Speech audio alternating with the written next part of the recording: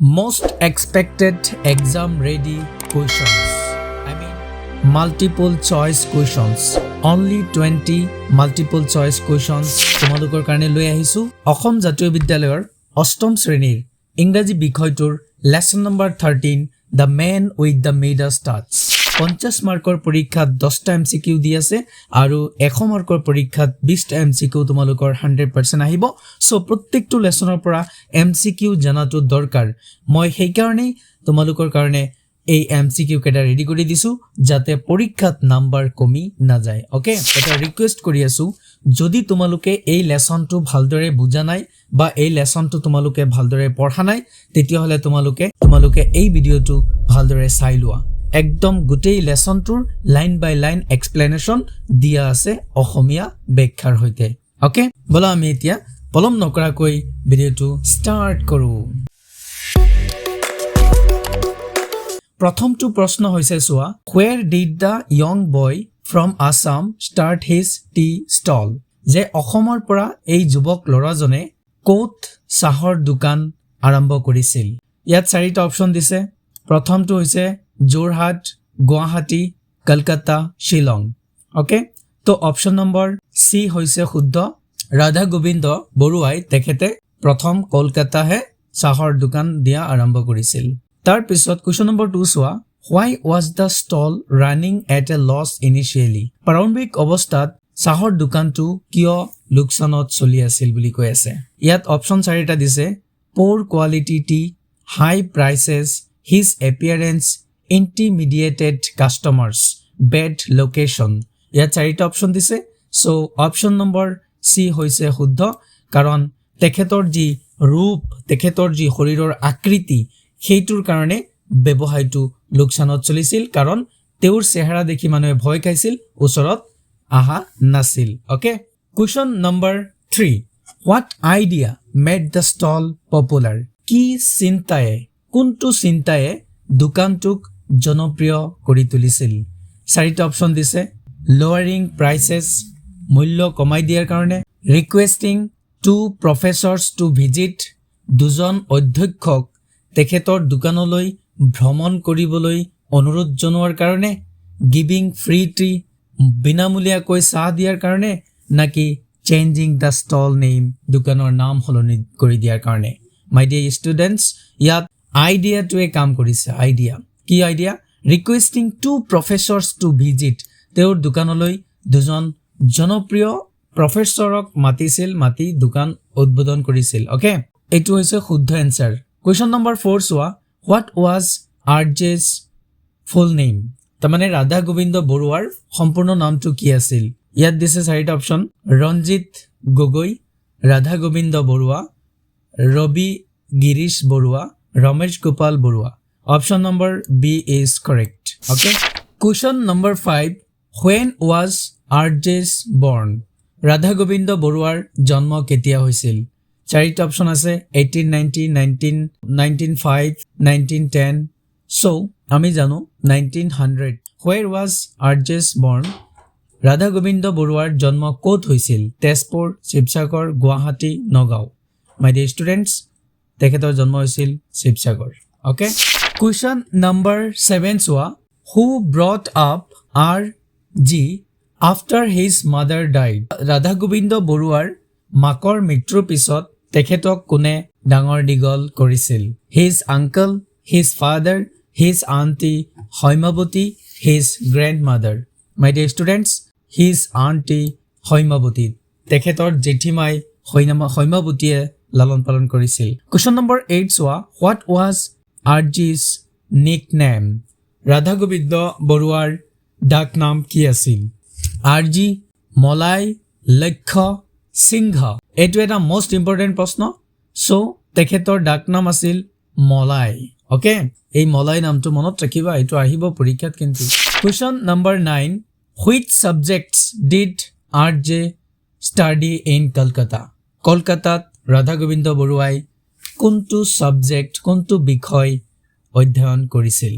history and geography accountancy and bookkeeping physics and chemistry law and economics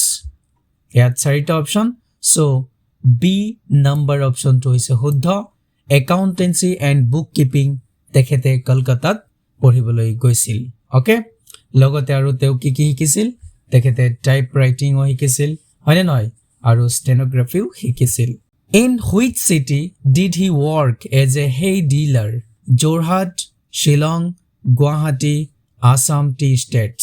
my dear students কোন চহৰত তেখেতে ঘাঁহৰ বিক্ৰী কৰিছিল এইটো কৈ আছে আমাক তো আমি কিতাপত পোৱা মতে তেখেতে প্ৰথম অৱস্থাত একেবাৰে আৰম্ভণি অৱস্থাত তেখেতে আসাম টি ষ্টেটছ অসমৰ চাহ বাগিচা বিলাকত তেখেতে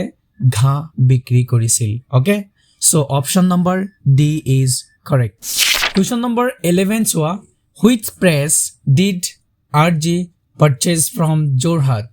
যোৰহাটৰ পৰা ৰাধা গোবিন্দ বৰুৱাই কোনটো প্ৰেছ ক্ৰয় কৰিছিল sentinel press Assam press Darpan press Harijan press কোনটো প্ৰেছ ক্ৰয় কৰিছিল এই প্ৰশ্নৰ উত্তৰটো হৈছে দৰ্পণ প্ৰেছ তেখেতে যোৰহাটৰ পৰা দৰ্পণ প্ৰেছটো ক্ৰয় কৰিছিল ওকে কোৱেশ্যন নম্বৰ 12 চোৱা when was the Assam Tribune first published যে Assam Tribune বাতৰি কাকতখন প্ৰথম কেতিয়া প্ৰকাশিত হৈছিল কেতিয়া পাবলিশড হৈছিল মাই ডিয়াৰ ষ্টুডেণ্টছ ইয়াত চাৰিটা অপশ্যন দিয়া আছে 30 September 1946 4 August 1939 15 July 1940 1 January 1950 so এই প্ৰশ্নটোৰ শুদ্ধ অপশ্যন হৈছে বি 4 August 1939 হয়নে মৰমৰ ছাত্ৰ-ছাত্ৰীসকল যদি তোমালোকৰ এই এমসিকিউ বিলাক তথ্যপূৰ্ণ হয় আৰু হেল্পফুল হয় তেতিয়াহলে তোমালোক সকলোৱে ভিডিওটো লাইক কৰি দিবা তোমালোকৰ ফ্ৰেণ্ড সাৰ্কললৈ ভিডিওটো শেয়াৰ কৰি দিবা ঠিক আছে আৰু নতুন চোৱাসকলে চেনেলটো সাবস্ক্ৰাইব কৰি নটিফিকেশনটো অন কৰি ৰাখিবা এনেকুৱা ধৰণৰ ভিডিও পৰৱৰ্তী সময়ত চোৱাৰ কাৰণে ওকে কোৱেশ্যন নম্বৰ 13 চোৱা when did the Assam Tribune become a daily newspaper the Assam Tribune বাতৰি কাকতখন কেতিয়া দৈনিক বাতৰি কাকত হিচাপে প্ৰকাশিত হৈছিল বা দৈনিক বাতৰি কাকত হৈছিল এইটোৱে আমাক প্ৰশ্ন সুধিছে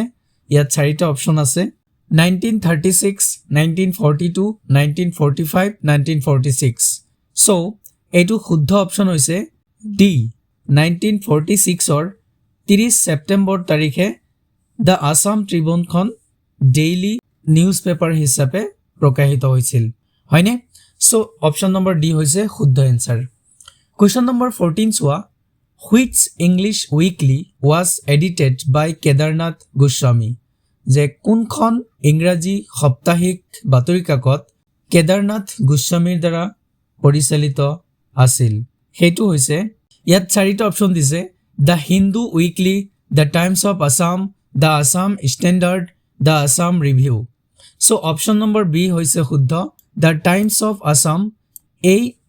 উইকলি ইংলিছ নিউজ পেপাৰটো কেদাৰনাথ গোস্বামীৰ দ্বাৰা এডিটেড আছিল ওকে এইটো হৈছে শুদ্ধ এনসাৰ নেক্সট কোৱেশ্যন নম্বৰ 15 চোৱা which sports complex was inaugurated on 16 July 1962 Nehru Stadium Indira Stadium Assam Sports Arena Molai Sports Complex 1962 চনৰ 16 জুলাই তাৰিখে নেহেৰু ষ্টেডিয়াম এই নেহেৰু ষ্টেডিয়ামখন 1962 চনৰ 16 জুলাই তাৰিখে সম্পূৰ্ণৰূপে উদ্বোধন কৰা হৈছিল বুজি পাইছানে আৰু এই নেহেৰু ষ্টেডিয়াম কমপ্লেক্সখনৰ নিৰ্মাতা হৈছে আমাৰ এইজন বৰেণ্য ব্যক্তি ৰাধা গোবিন্দ বৰুৱা বুজি পাইছা কোৱেশ্যন নম্বৰ 16 চোৱা what was the name of the musical or drama festival started in 1950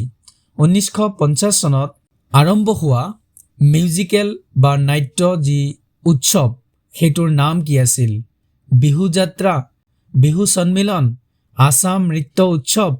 নাকি সংস্কৃতি দিৱস মাই ডিয়াৰ ষ্টুডেণ্টছ এইটো এটা মোষ্ট ইম্পৰ্টেণ্ট কুৱেশ্যন পৰীক্ষাত আহাৰ সম্ভাৱনা বহুত বেছি আছে এইটোৰ এনসাৰ হৈছে বিহু সন্মিলন 1950 চনত আৰম্ভ কৰা এই ড্ৰামা মিউজিকেল ফেষ্টিভেল যেটো আছিল এইটো আৰম্ভ হৈছিল আৰু এইটো হৈছে বিহু সন্মিলন ওকে